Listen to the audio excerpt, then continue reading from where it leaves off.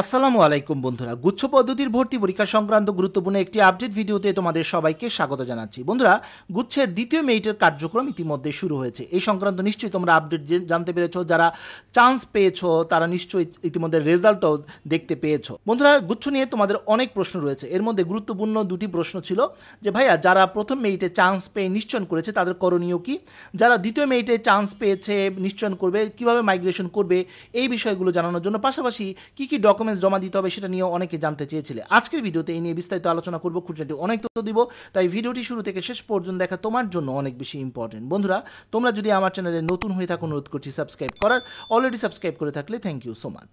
চলো শুরু করা যায়। বন্ধুরা, গুচ্ছের ভর্তি সংক্রান্ত দুটি ধাপ রয়েছে, অর্থাৎ নিশ্চয়নের দুটি ধাপ রয়েছে।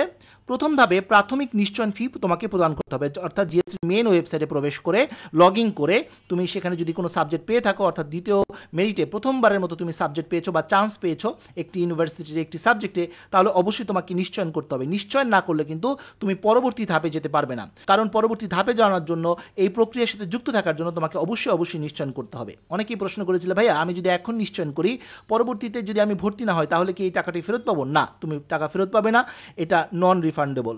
যাই হোক বন্ধুরা, প্রথম ধাপ হচ্ছে প্রাথমিক নিশ্চয়ন ফি প্রদান করা। যারা প্রথমবারের মতো চান্স পেয়েছো তাদেরকে অবশ্যই নিশ্চয়নের জন্য টাকা দিতে হবে জিএসটির ওয়েবসাইটের মাধ্যমে।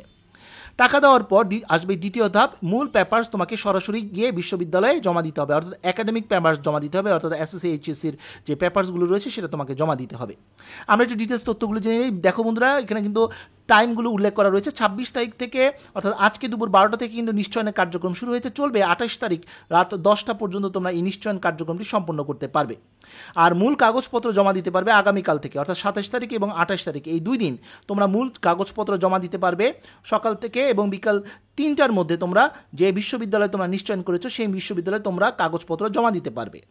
আর কাগজপত্রের মধ্যে রয়েছে এসএসসি এবং এইচএসসি পরীক্ষার মূল নম্বরপত্র, এটা বলা রয়েছে, তবে এক এক ইউনিভার্সিটিতে এক এক রকম। তবে আমি সম্পূর্ণ যে ডকুমেন্টসগুলো রয়েছে সবগুলো নিয়ে এখন আলোচনা করছি, আশা করি তোমরা এই ব্যাপারে একদম ক্লিয়ার হয়ে যাবে।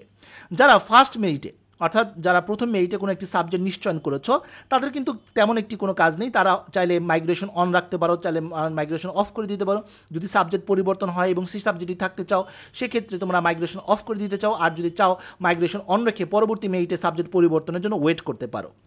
এতটুকুই কিন্তু রয়েছে। আর মাইগ্রেশন অন অফের যে বিষয়টি থাকবে সেটা 28 তারিখ পর্যন্ত তোমরা করতে পারবে। আর তোমাদেরকে জানিয়ে রাখি যে প্রাথমিক ভর্তি ফি 5,000 টাকা, যেটা অনলাইনের মাধ্যমে দিতে হবে, এবং পেমেন্ট করার পর কিন্তু অবশ্যই তোমাকে এই স্লিপটি সংগ্রহ করতে হবে। আর এবার কিন্তু মাইগ্রেশনের দুটি অপশন রয়েছে, একটি হচ্ছে স্টপ অল মাইগ্রেশন, আর একটি হচ্ছে স্টপ ইউনিভার্সিটি মাইগ্রেশন। যারা চান্স পাবে তাদের নিশ্চয়ন করার পর মাইগ্রেশনের বিষয়টি আসবে। মাইগ্রেশন মানে হচ্ছে তুমি যে সাবজেক্টে চান্স পেয়েছো এর উপরের দিকে যদি কোনো সাবজেক্ট থেকে থাকে তাহলে তুমি সেটাকে মাইগ্রেট করতে পারবে নিশ্চয়নের মাধ্যমে। এখন তুমি যদি যে ইউনিভার্সিটিতে চান্স পেয়েছো সেই ইউনিভার্সিটি থাকতে চাচ্ছ, অন্য কোনো ইউনিভার্সিটিতে যেতে চাচ্ছ না, এবং ওই বিশ্ববিদ্যালয়ে অন্য কোনো সাবজেক্টে চান্স পেলে তুমি চলে যেতে চাও, সেক্ষেত্রে স্টপ ইউনিভার্সিটি মাইগ্রেশন অপশনটি যদি ক্লিক করো তাহলে অন্য কোনো বিশ্ববিদ্যালয়ে যাবে না। তুমি যে বিশ্ববিদ্যালয়ে চান্স পেয়েছো সেই বিশ্ববিদ্যালয়ের উপরের দিকে যদি কোনো সাবজেক্ট থেকে থাকে চয়েস লিস্টে, সেক্ষেত্রে তুমি ওই সাবজেক্টগুলোতে যেতে পারবে।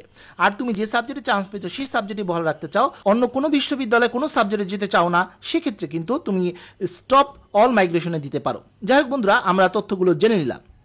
এবারে আমরা ডকুমেন্টস, অর্থাৎ প্রথমবার যারা নিশ্চয়ন করবে তাদের আসলে কি কি পেপারস দরকার হবে, বিশ্ববিদ্যালয় ভেদে পেপারসের ভিন্নতা রয়েছে, আমি সব কিছু নিয়ে আলোচনা করছি।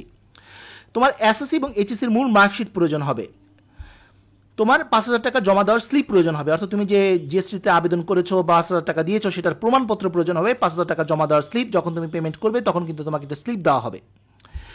এরপর তোমার প্রয়োজন হবে জিএসটির প্রবেশপত্র, এটা সব বিশ্ববিদ্যালয়ের প্রয়োজন নেই।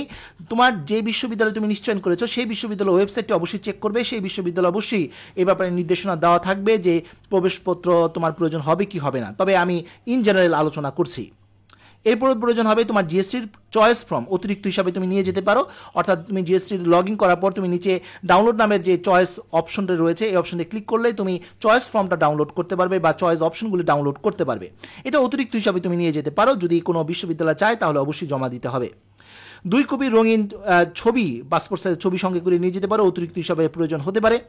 এরপর প্রয়োজন হবে জন্ম নিবন্ধন বা এনআইডির কপি, এটা অনেক বিশ্ববিদ্যালয় চাচ্ছে।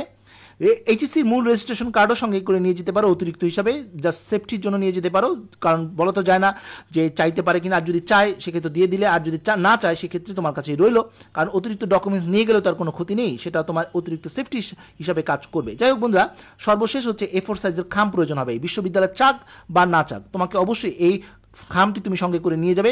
অনেক বিশ্ববিদ্যালয় চাচ্ছে, অনেক বিশ্ববিদ্যালয় চাচ্ছে না, তুমি একটি খাম A4 সাইজের খামে অবশ্যই নিয়ে যাবে এবং সেই খামের মধ্যে তোমার যে ডকুমেন্টসগুলো অবশ্যই দিয়ে দিবে, পাশাপাশি খামের উপর তোমার জিএসটি রোল নাম্বার, তোমার এসএসসি এবং HSC roll number, registration number লিখে দিবে, সাবজেক্টে তুমি চান্স পেয়েছো সেই প্রোগ্রামটাও লিখে দিবে। যাই হোক বন্ধুরা, এই ছিল আজকের মতো ভিডিও। আজকে আমরা জানতে পারলাম যে নিশ্চয়ন, অর্থাৎ যারা প্রথমবারের মতো নিশ্চয়ন করবে তাদের কিভাবে করতে হবে নিশ্চয়ন এবং কী কী ডকুমেন্টসের প্রয়োজন হবে এবং কখন কিভাবে জমা দিতে হবে সবকিছু আলোচনা করলাম। পাশাপাশি যারা প্রথম মেরিটে নিশ্চয়ন করেছো তাদেরই বা কী করতে হবে তা নিয়েও তথ্য দিলাম। আশা করি তথ্যগুলো তোমাদের কাজে আসবে। তো বন্ধুরা, আজ এই পর্যন্ত, সবাই ভালো থাকো, সুস্থ থাকো, দেখা হবে আগামী কোনো ভিডিওতে। সে পর্যন্ত আল্লাহ হাফেজ।